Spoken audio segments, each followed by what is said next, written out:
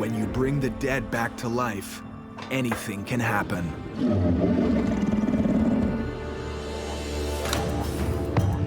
This is a journey into the unknown. A world of constant danger.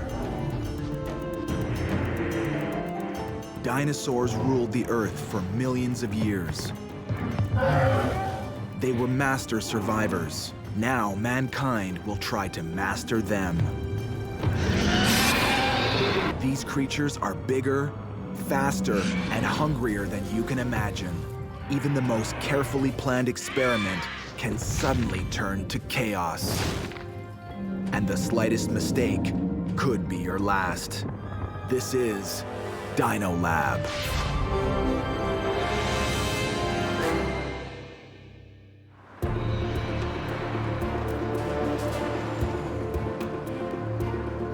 Dave Dawes has been hired for one of the most dangerous and exciting jobs on the planet. This is Dave's first day at Dino Lab. He knows everything there is to know about wild animals. Look into the scanner.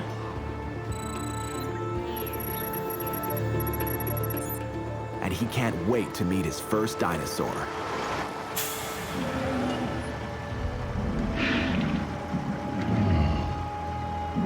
Dino handler, go left.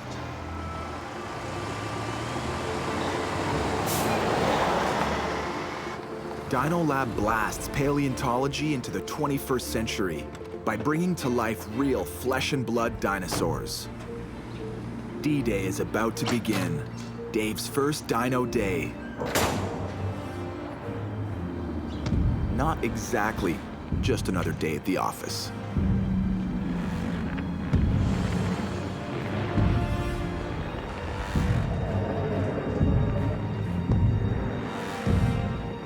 Dino Lab works with beasts whose power has not yet been fully measured and conducts experiments designed by the world's leading scientists.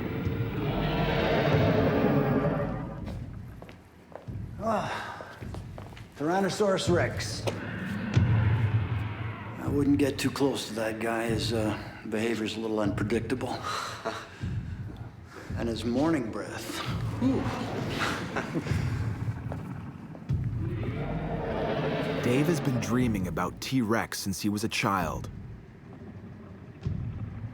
Dino Lab is his dream job. Well, this is where you'll be working today.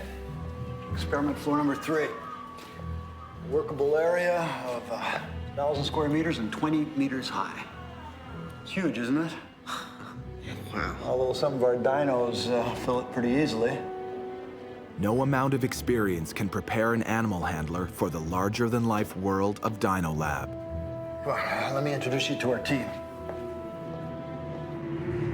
We'll be working with the finest team of animal handlers ever assembled.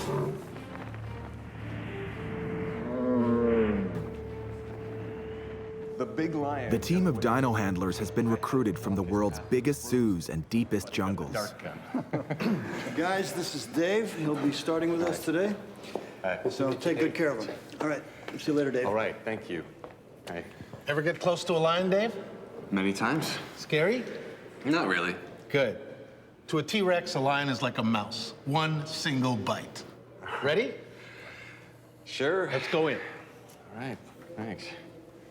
Every member of Dave's team is a rare breed, the perfect match for the dinosaurs they handle. Good morning. All right. Let's get started. Today's first experiment will help solve a mystery. Was T-Rex a predator or a scavenger? T-Rex was one of the last surviving dinosaurs and one of the biggest meat-eating dinosaurs ever known within the dinosaur world. And the question of whether or not it was a scavenger, so feeding on previously dead carcasses, or a active predator is a major question. The whole ecosystem, the lifestyle of what it was doing at the time and how it fit into the rest of the animal and plant population rests on some of these fundamental questions, many of which are not testable with just fossils. Scavengers need powerful teeth and jaws to crush and eat bones. However, the fine, sharp teeth of meat-eating predators would shatter on bone. Dino Lab has created an experiment to safely test T-Rex's teeth. If it will cooperate. Full power in the fences.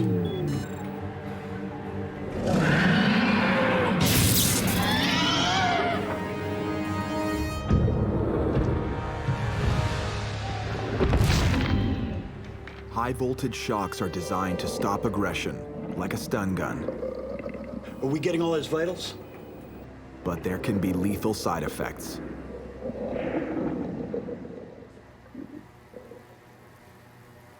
What do you see? Nothing.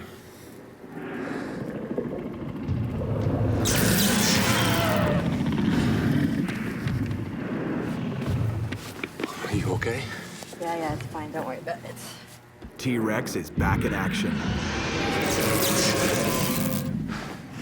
Dino Lab team is now ready to see if T-Rex had the bone-chomping power of a scavenger. This is a Komodo dragon skull. Marie-Josée Limoges is the chief veterinarian at the Granby Zoo. Her patients include elephants, lions, and polar bears. The skull of reptiles and birds differs from that of mammals in that they're much more mobile. I don't know if you see that in dinosaurs. The skull on T-Rex is massive. Most other carnivorous dinosaurs have very slender, bird-like skulls, are very thin and pointed, and the bones are very, very thin, almost paper thin in places. But when we get to T-Rex, this is an upper jaw right there. That's huge. So the size of it, all this bone is here. Very just solid. It's raw, it's solid bone just to support these massive teeth. Right. Well, we do see that in some carnivores, mammals. The Tasmanian devil, for one, has a very dense, thick bone structure like that. Really? Yeah. Is it a scavenger or? It is a scavenger. The pressure sensor is carefully calibrated by scientists while the animal handlers prepare the bait. Hook up the sensor. The sensor, now wrapped in meat, will measure the maximum jaw force T-Rex could generate with its crushing teeth, massive jaw, and powerful musculature. Lower away. We can look at bite force by looking at biomechanics of the entire skull. And this requires looking at all the different joints in the skull, all the different bones, all the different muscle reconstructions, and see if we can come up with an idea of what the skull was doing in life. See how hard this guy can bite.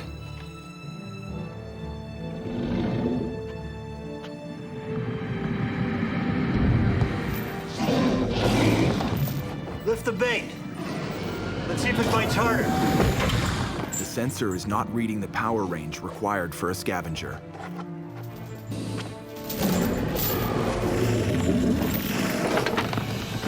T-Rex is now biting into the bait with its full strength. The sensor is starting to overload.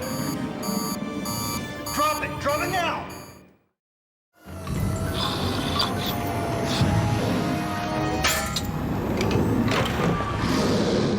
T-Rex has proved it has the muscle power and bite required for scavenging on massive bones. These guys would have no problem picking up a polar bear. The polar bear weighs as much as 1,500 pounds, an easy prey for T-Rex. Just picking it up and even giving it a small toss in the air.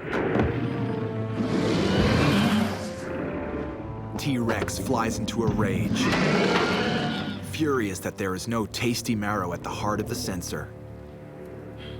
Somebody's gonna have to go in there and retrieve the sensor. Dave, get in there and get the sensor. Are you serious? Okay. Just keep him busy.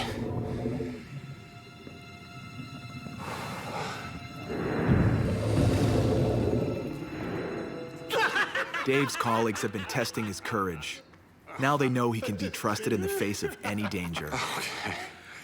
Okay, folks, let's clean up this mess and we'll set up for the sauropod experiments.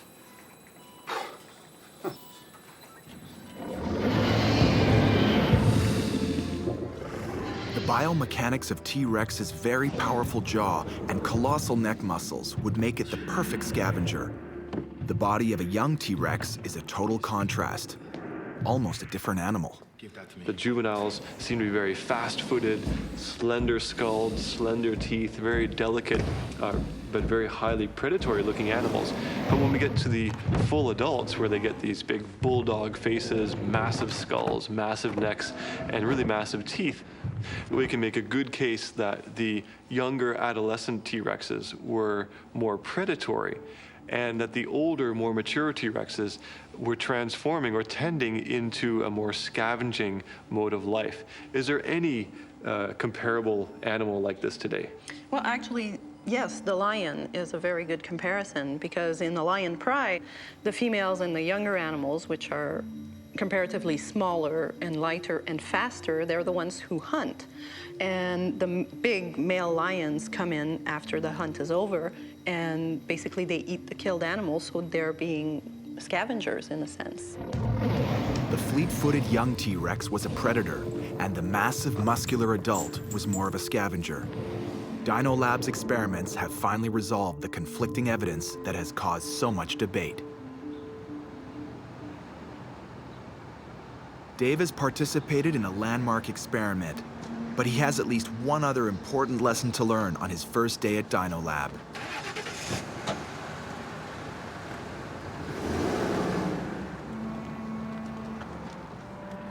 There are good reasons why it's forbidden to park in the Dino Transit area.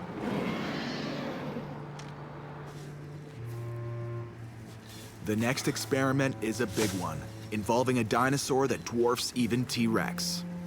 Dave, Yeah. we need the truck. Oh, sure. Is there anything else I can do? Yeah, clean the floor. Okay. Argentinosaurus takes up a lot of space. It's a mobile power plant fueled by entire forests of vegetation.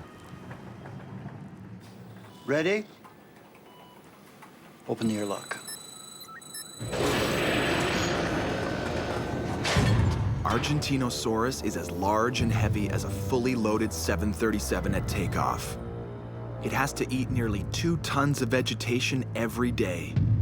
Sauropods are familiar to many of us as the long-necked, long-tailed dinosaurs. Some of them were relatively small, about the size of a rhino, but many of them attained enormous sizes.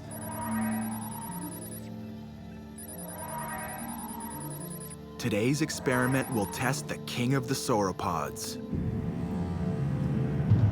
Did Argentinosaurus use its long neck to feed on many plants without needing to move its massive body?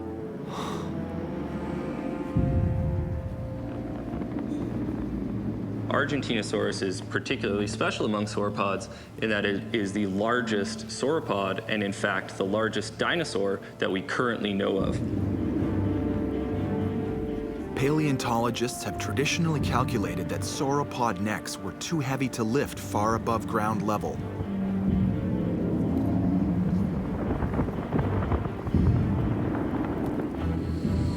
Today, Dino Lab is going to test this theory using a cherry picker loaded with ferns to entice Argentinosaurus to lift its neck as high as possible.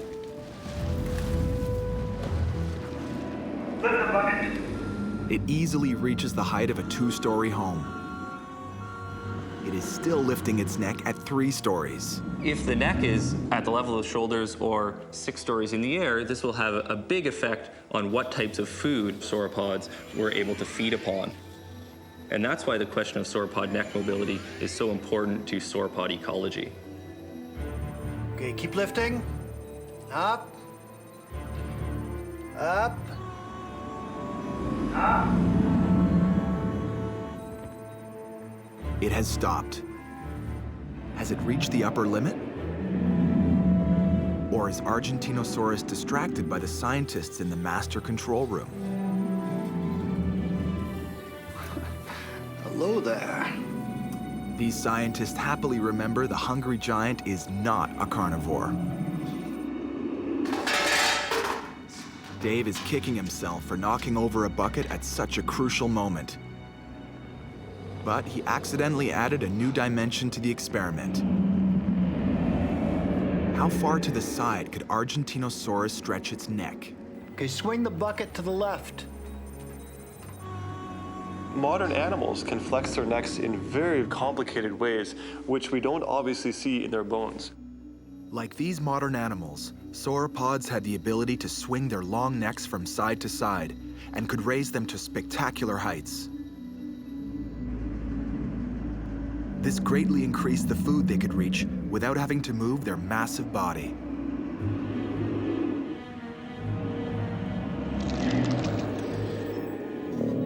To extend that feeding envelope even further, one could also imagine sauropods rearing up on their hind limbs. And that would, if you rear a sauropod up on the hind limbs, let's say the back is at 45 degrees plus a 30-degree incline for the neck, you can imagine these sauropods feeding at extremely high tree heights.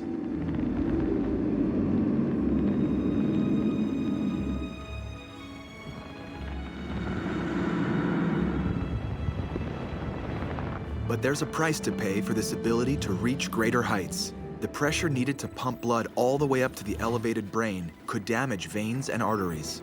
Look at that. Another aspect that speaks to this problem is sauropod brain size. Sauropods have, in fact, some of the smallest brains relative to their body size of any dinosaur. And their brains were absolutely very small as well, so they didn't have a lot of brain matter to support with the blood. All of my anatomy, all of our veins, have shunts inside them, little valves that keep the blood from flowing in a backwards direction. The blood in my feet has to get back up to my heart, which is not so unlike putting blood into the head of a sauropod when it's standing up. Valves, located at regular intervals along veins, prevent blood from flowing backward and greatly reduce the pressure required to push blood to extreme heights. Okay, move the sauropod.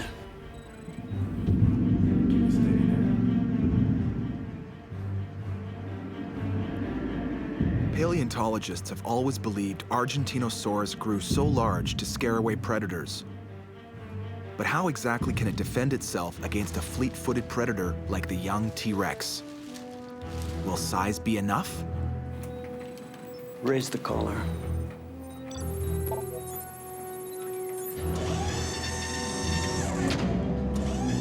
A special harness, like a football tackle block, has been built to hold the Argentinosaurus so it can't fall off the giant treadmill. Now we'll see if it runs or stands and fights. Dave played with toy dinosaurs when he was a kid. He can't believe he's standing so close to this gigantic sauropod. Look out!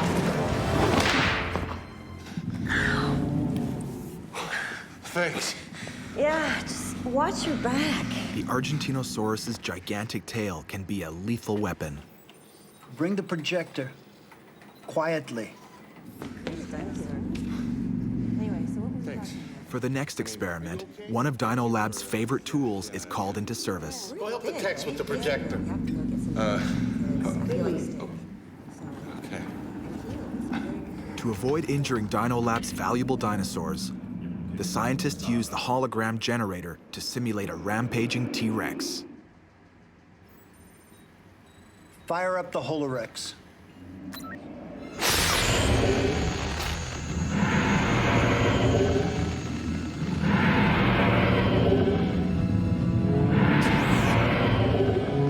Many sauropods would have relied on their sheer size as a defense against predators, but that size would have also hampered their ability to escape those predators when threatened. Don't get too close.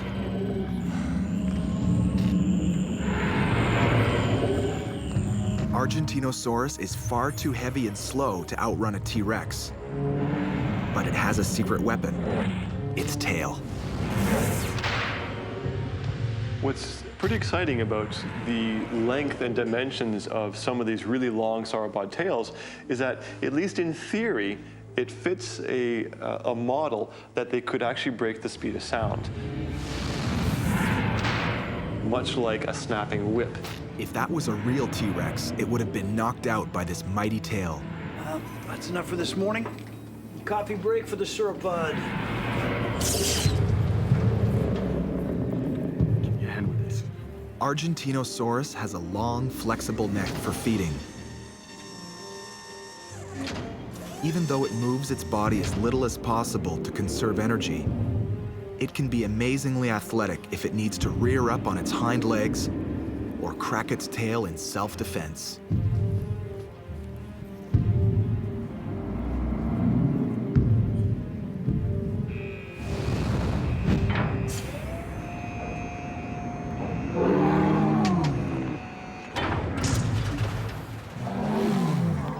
One daily problem at Dino Lab is traffic control.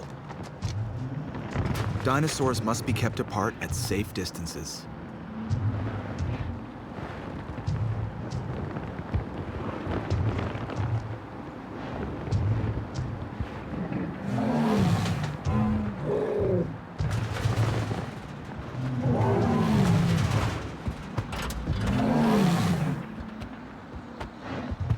The Stegosaurus is as volatile as nitroglycerin and completely unpredictable. Any unexpected sound or movement can set it off.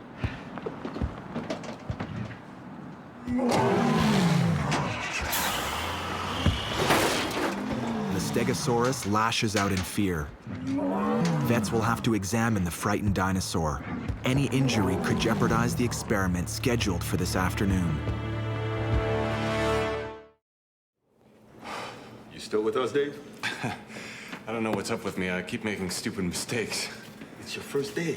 Relax. What was that? No, something was in the wrong place at the wrong time.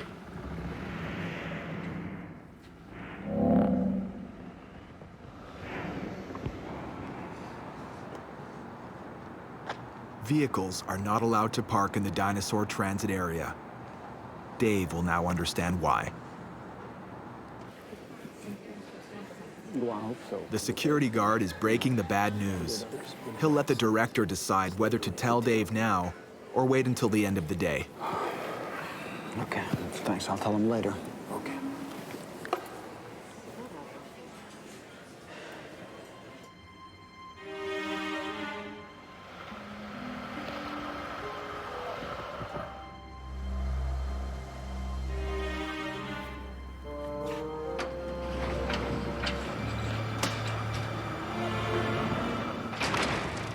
I was asked to, it's my first day. I don't really want to make any more goof-ups. Never turn your back on them.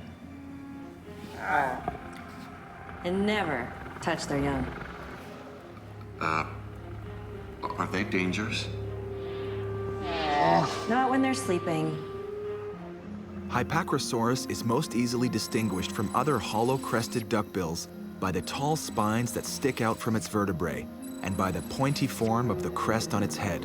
Most dinosaurs drop their eggs and abandon them to fend for themselves. Hypacrosaurus are of particular interest to scientists because recent discoveries show that adults nurture their young long after they hatch.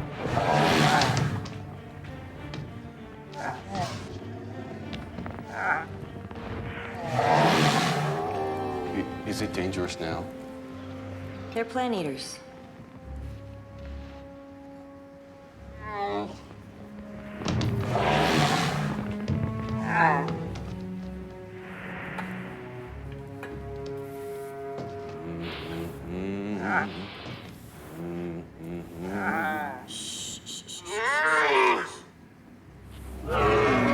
Come with me.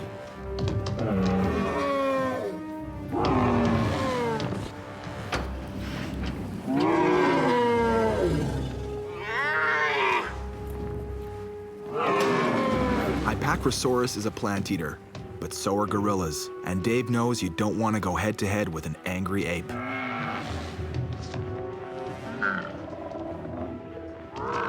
One obvious advantage of living in a group is safety in numbers. Duckbill dinosaurs are relatively plain animals. They don't have large horns. They don't obtain really large body sizes. So they have very, very few defenses from predators. So actually grouping together and living in herds or social groups may have been their way of keeping safe. The veterinarian has completed her observations and is ready to perform an experiment on the unhatched egg. Nothing makes a nurturing dinosaur angrier than a threat to its egg. For a long time, scientists put forward theories that Hypacrosaurus's elongated nasal passages provided a heightened sense of smell. We now know they are used to communicate between members of the herd.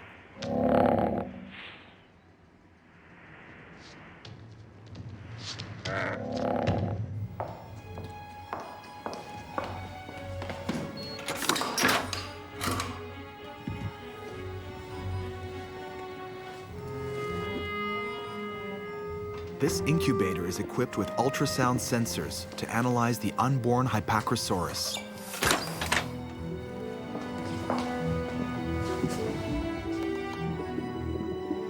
Dino Lab needs to evaluate how helpless the infant is at birth to understand the process of bonding and nurturing.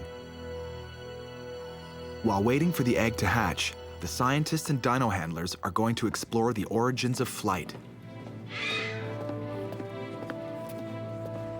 Paleontologists agree that birds evolved from dinosaurs, but the origin of flight still remains a mystery. One theory holds that animals with small, semi-developed wings could climb trees and glide down to the ground to catch their prey. To find out, we're going to experiment with one of the very first feathered dinosaurs, the Microraptor. We want to test how far it could glide from a tree branch to the ground. We will do this by using perches at different heights and flying a bait. Okay? It's like fishing, all right? Just jig it, make it tantalizing. Yeah. That's it. Tease them. Release the raptor.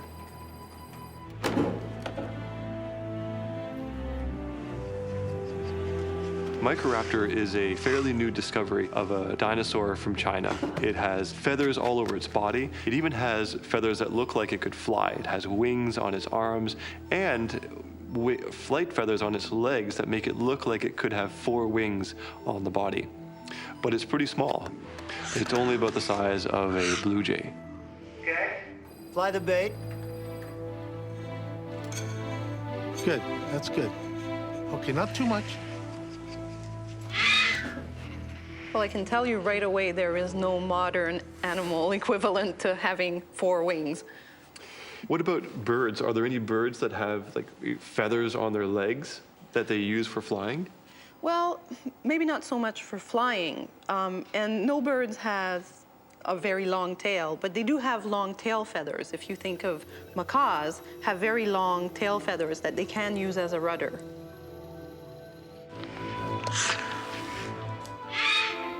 Fly it a little slower. Okay, not too much. Good. That's good. That's it. It's good.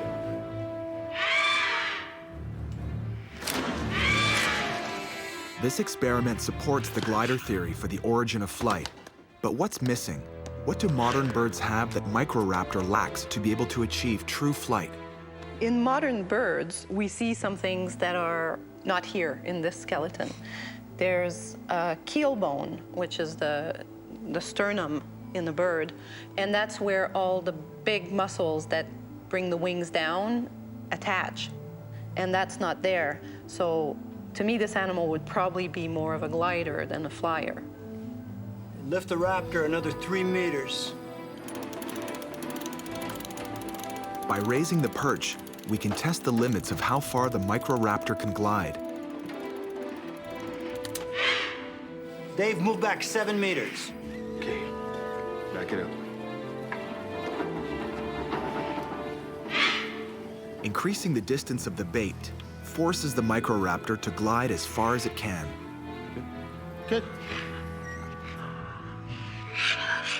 It is essential not to frighten the raptor so that it will risk the longest possible glide. Okay. Fly the bait. Nice and easy.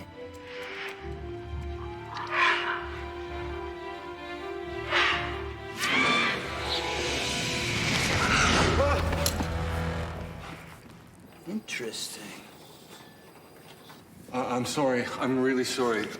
By accidentally jerking the bait higher than intended, Dave has enticed the microraptor to flap its wings. It actually flies upwards. No one expected this. If we just go by wing shape, it looks like they're more similar to a pigeon in terms of flapping and flying, not actually gliding as much. But they do lack the attachment for the heavy flapping muscles.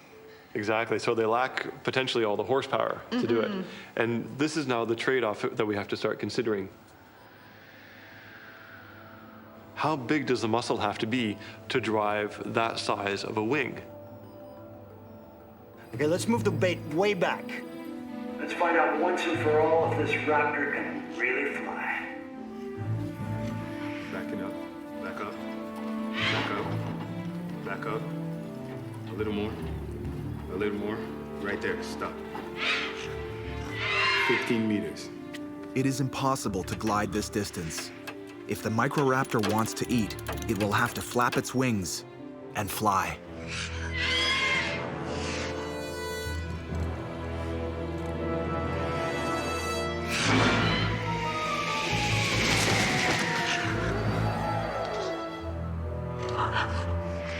Splendid. This is beautiful. They were probably more gliders than flyers, but that doesn't preclude that they couldn't flap their wings a few times.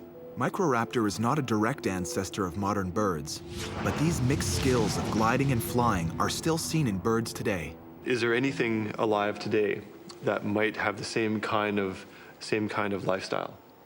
The Cooper's hawk, which is a bird that lives in North American forests, is one that has short, broad wings, which enable it to maneuver within its forest environment. And so it alternates bits of flying with bits of gliding while it's hunting for its prey. Well, that sounds like it could be a fairly good analogy or a good description of what Archaeopteryx and Microraptor may have done. A little bit of gliding and maybe the occasional flap or two, but primarily gliding with very short, stubby wings. There is a lot of movement inside the Hypacrosaurus egg. The veterinarian has only seconds before it hatches to get this egg back to its mother, undetected.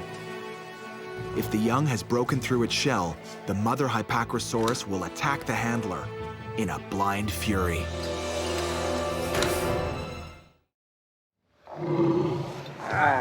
In Dino Lab, an amazing event is taking place. The Hypacrosaurus egg is about to hatch. If the mother is not present when it does, the parent-child nurturing Dino Lab is testing will not occur. There is some evidence to suggest that duck-billed dinosaurs even engaged in parental care, or that they stayed with the young not only through the hatching period, but also after the eggs hatched themselves. This is the first phase of a fascinating long-term experiment that will monitor development as the nesting progresses to independence.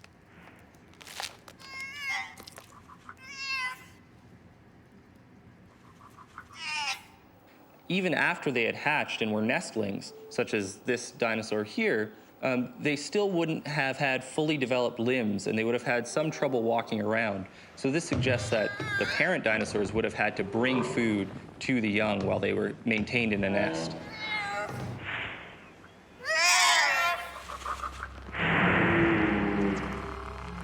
We will leave the little family and go back to the experiment floor, where volatile stegosauruses are being tested. The earliest stegosauruses were heavily armored, with rows of defensive spikes down their back. The spikes evolved into big plates that are too spongy to have any defensive value. Trading long spikes for thin plates begs the question, what were Stegosaurus plates used for? We are going to test two males to see if the size of the plates causes psychological intimidation. A good old-fashioned bluff.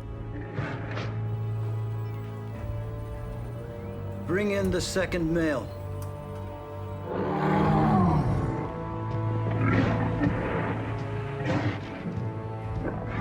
The two males are almost identical in size. Neither has a physical advantage. They have no reason to attack or be intimidated. Before we increase the size of the plates on one male, let's perform the same experiment with a female. Bring in the female.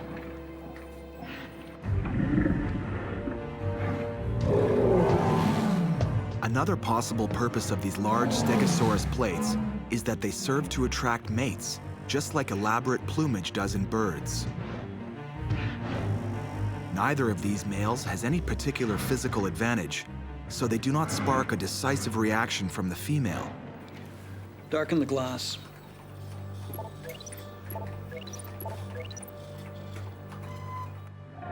Now it's time to test the bluff value of bigger, brighter plates. Let's get him into costume. To equip one of the males with larger plates, we need to put him to sleep. When he wakes up, he will be transformed. It's the ultimate dino makeover.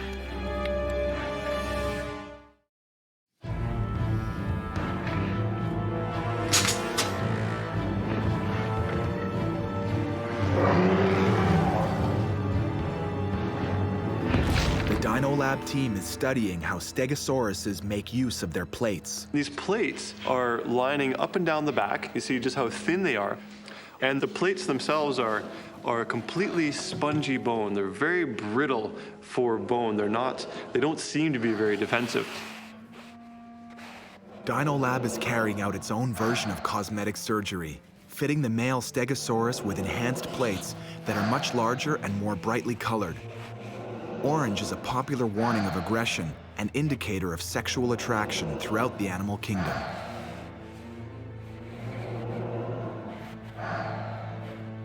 We can look to modern birds today and many modern animals that have colors in their bodies. And they use these colors to speak to one another, either for mate choice or for combat choice, and also for anti-predation.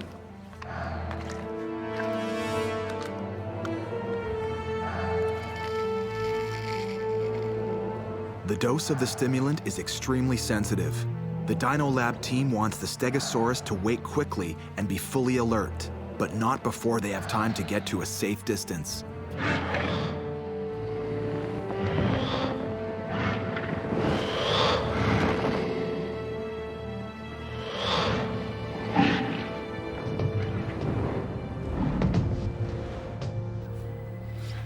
Well, let's see how his buddy reacts. Bigger colored plates send a strong signal to the other male. There is no doubt which one of these two is now dominant. How about Mademoiselle?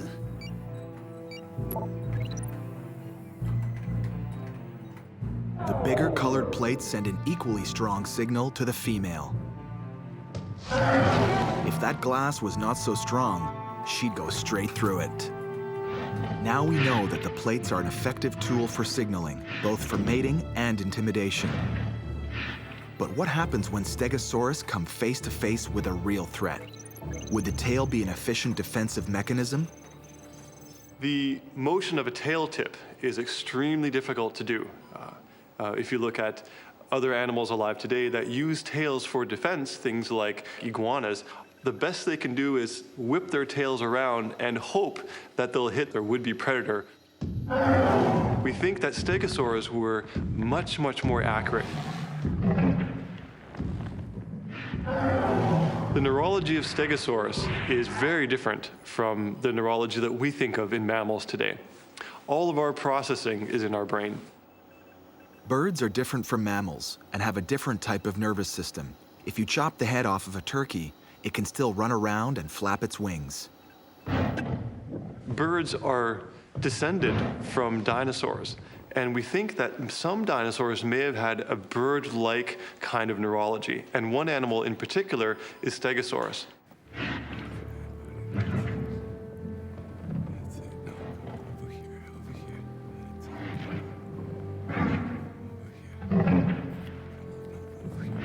Probes have been inserted along the spine to measure electrical impulses. This will confirm whether the tail is controlled directly by the brain or is a nerve response like the knee-jerk reflex in humans.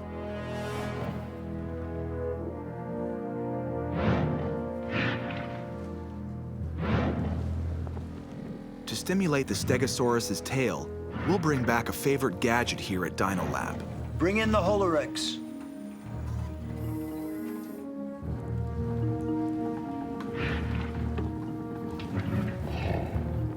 The Stegosaurus will see the Holorex as a bloodthirsty predator and will be forced to flee or fight. Fire him up.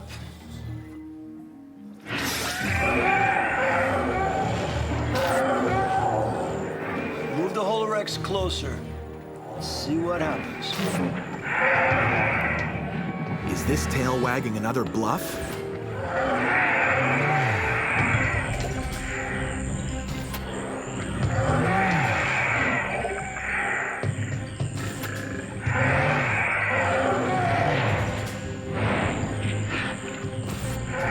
The Stegosaurus is much more agile than expected. The brain in the head can only do some sort of fine-tuning control. I might say, flick a little bit more to the right or flick a little bit more to the left, but the spinal column in the hip region might be controlling most of the function of the tail. Whoa. The spinal cord is shooting electric impulses to the tail. Stegosaurus needs to hit something solid to shut down the signals, or the entire nervous system will go crazy. Stop, stop! Calm that stake down!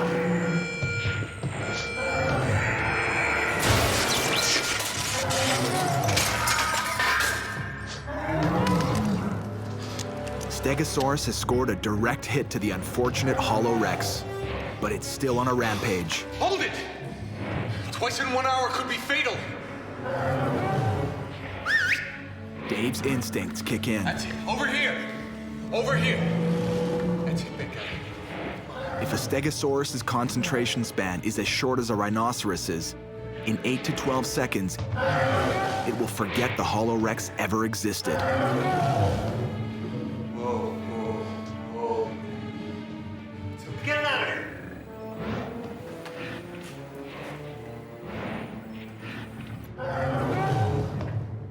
The pacified Stegosaurus is led away.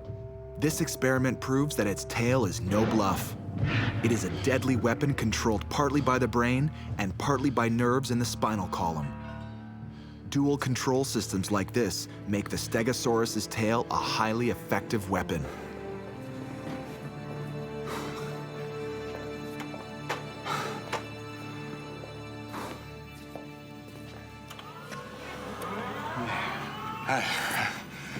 Hey, Dave, look, I've got some bad news for you. Come with me.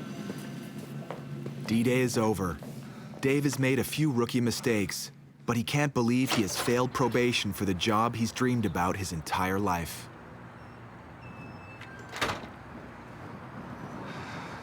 Our insurance will cover the damages, but if I were you, I wouldn't park here anymore.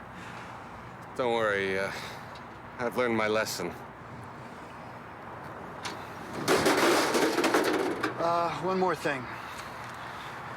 You are officially one of us now. Thank you. Thank you so much. Flesh and blood dinosaurs are endlessly fascinating. There are many more surprises in store for us here at Dino Lab.